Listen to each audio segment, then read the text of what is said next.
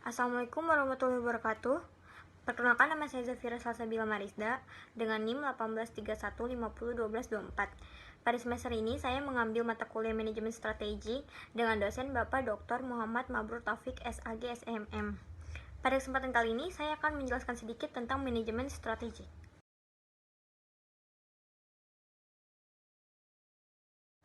Manajemen strategis adalah seni dan ilmu penyusunan, penerapan, dan pengevaluasian keputusan-keputusan.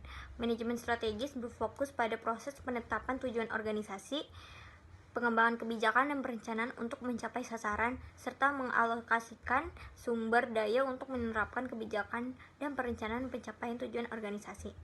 Manajemen strategi terdiri dari analisis, keputusan, dan aksi-aksi yang diambil oleh organisasi untuk menciptakan dan mempertahankan keunggulan yang kompetitif.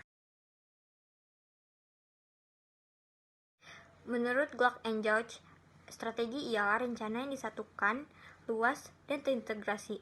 Sedangkan menurut Christensen, strategi ialah pola-pola berbagai tujuan serta kebijakan dasar dan rencana untuk mencapai tujuan.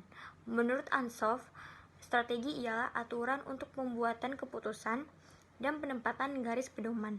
Sedangkan menurut Uterhoeven, strategi ialah usaha pencapaian tujuan.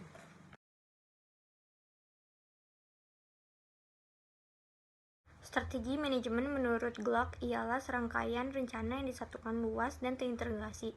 Sedangkan menurut Glock and George, strategi manajemen ialah arus keputusan dan tindak yang mengarah pada perkembangan suatu strategi yang efektif.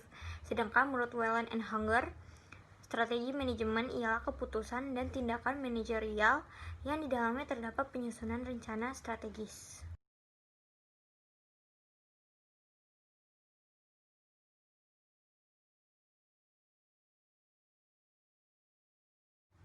Manajemen strategis memiliki beberapa tujuan, yaitu setidaknya ada 7 tujuan dari manajemen strategis. Yang pertama, memberikan arah jangka panjang perusahaan yang bakal dicapai. Yang kedua, membantu perusahaan beradaptasi pada setiap perusahaan. Yang ketiga, membuat kinerja perusahaan menjadi lebih efektif. Yang keempat, mengaplikasikan dan mengevaluasi strategi yang disepakati dan efektif dan efisien. Yang kelima, membuat strategi baru untuk menyesuaikan dengan perkembangan lingkungan eksternal. Yang keenam, meninjau ulang kelebihan dan kelemahan serta mencermati peluang dan ancaman bisnis perusahaan. Dan yang terakhir, berinovasi pada produk dan layanan sehingga disukai oleh konsumen. Manfaat dari manajemen strategis ialah mengurangi resiko, meningkatkan keunggulan kompetitif atau competitive advantage, memiliki fokus tujuan yang jelas, dan memaksimalkan semua sumber daya sehingga perusahaan mendapat keuntungan yang maksimal.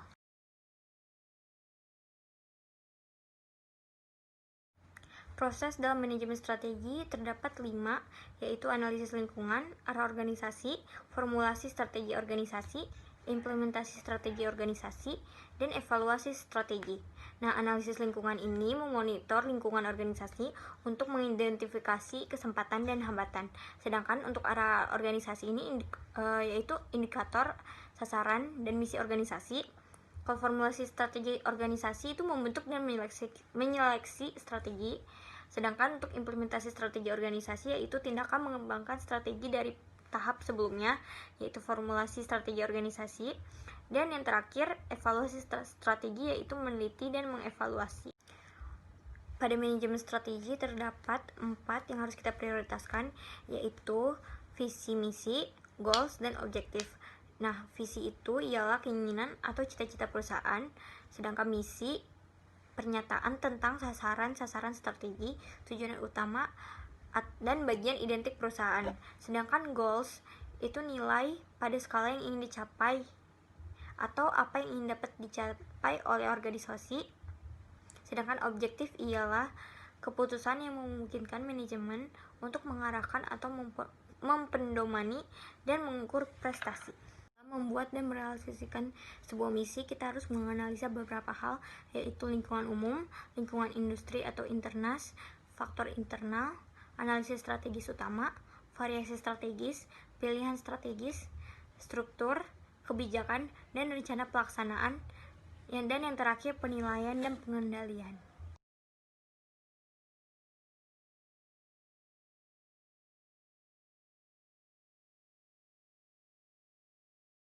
Model perumusan strategi, yaitu yang pertama kita harus mengidentifikasi tujuan strategi dan kebijakan, lalu kita harus menganalisa sumber daya dan menganalisa lingkungan, lalu kita harus melihat peluang dan ancaman strategi utama, lalu kita harus tanggung jawab sosial, alternatif strategi, dan nilai-nilai manajemen, lalu kita harus pengambilan keputusan strategi, dan yang terakhir kita harus memiliki tujuan strategi dan kebijakan yang telah disempurnakan.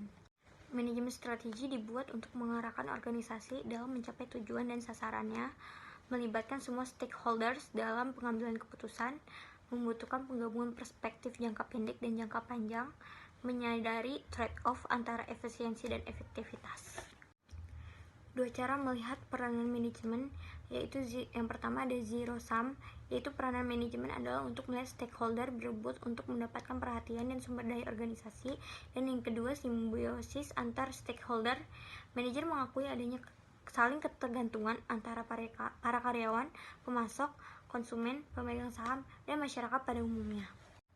Proses dalam manajemen strategi terdapat 5, yaitu analisis lingkungan, arah organisasi, formulasi strategi organisasi, implementasi strategi organisasi, dan evaluasi strategi. Nah, analisis lingkungan ini memonitor lingkungan organisasi untuk mengidentifikasi kesempatan dan hambatan. Sedangkan untuk arah organisasi ini yaitu indikator, sasaran, dan misi organisasi. Kalau formulasi strategi organisasi itu membentuk dan menyeleksi strategi. Sedangkan untuk implementasi strategi organisasi yaitu tindakan mengembangkan strategi dari tahap sebelumnya, yaitu formulasi strategi organisasi. Dan yang terakhir, evaluasi strategi yaitu meneliti dan mengevaluasi. Pada manajemen strategi terdapat 4 yang harus kita prioritaskan, yaitu visi misi, goals, dan objektif. Nah, visi itu ialah keinginan atau cita-cita perusahaan, sedangkan misi pernyataan tentang sasaran strategi, tujuan utama, dan bagian identik perusahaan. Sedangkan goals itu nilai pada skala yang ingin dicapai atau apa yang ingin dapat dicapai oleh organisasi. Sedangkan objektif ialah keputusan yang memungkinkan manajemen untuk mengarahkan atau mempendomani dan mengukur prestasi. Membuat dan merealisasikan sebuah misi, kita harus menganalisa beberapa hal, yaitu lingkungan umum, lingkungan industri atau internas, faktor internal, analisis strategis utama, variasi strategis, pilihan strategis, struktur, kebijakan, dan rencana pelaksanaan, dan yang terakhir penilaian dan pengendalian. Model perumusan strategi, yaitu yang pertama kita harus mengidentifikasi tujuan strategi dan kebijakan, lalu kita harus menganalisa sumber daya dan menganalisa lingkungan, lalu kita harus melihat peluang dan ancaman strategi utama, lalu kita harus tanggung jawab sosial, alternatif strategi, dan nilai-nilai manajemen, lalu kita harus pengambilan keputusan strategi, dan yang terakhir kita harus memiliki tujuan strategi dan kebijakan yang telah disempurnakan. Manajemen strategi dibuat untuk mengarahkan organisasi dalam mencapai tujuan dan sasarannya, melibatkan semua stakeholders dalam pengambilan keputusan, membutuhkan penggabungan perspektif jangka pendek dan jangka panjang, menyadari trade-off antara efisiensi dan efektivitas.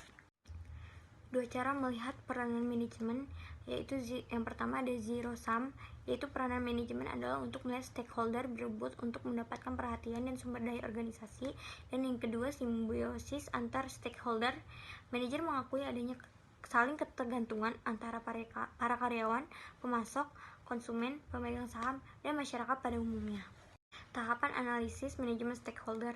Yang pertama, memetakan hubungan antar stakeholder, memetakan koalisi stakeholder, mengidentifikasi kepentingan masing-masing stakeholder, mengidentifikasi kekuatan masing-masing stakeholder, menyusun matriks prioritas stakeholder, dan yang terakhir, memantau kemungkinan pergeseran koalisi. Mungkin sekian yang saya dapat sampaikan. Kurang lebih mohon maaf. Wassalamualaikum warahmatullahi wabarakatuh. Salam budi luhur.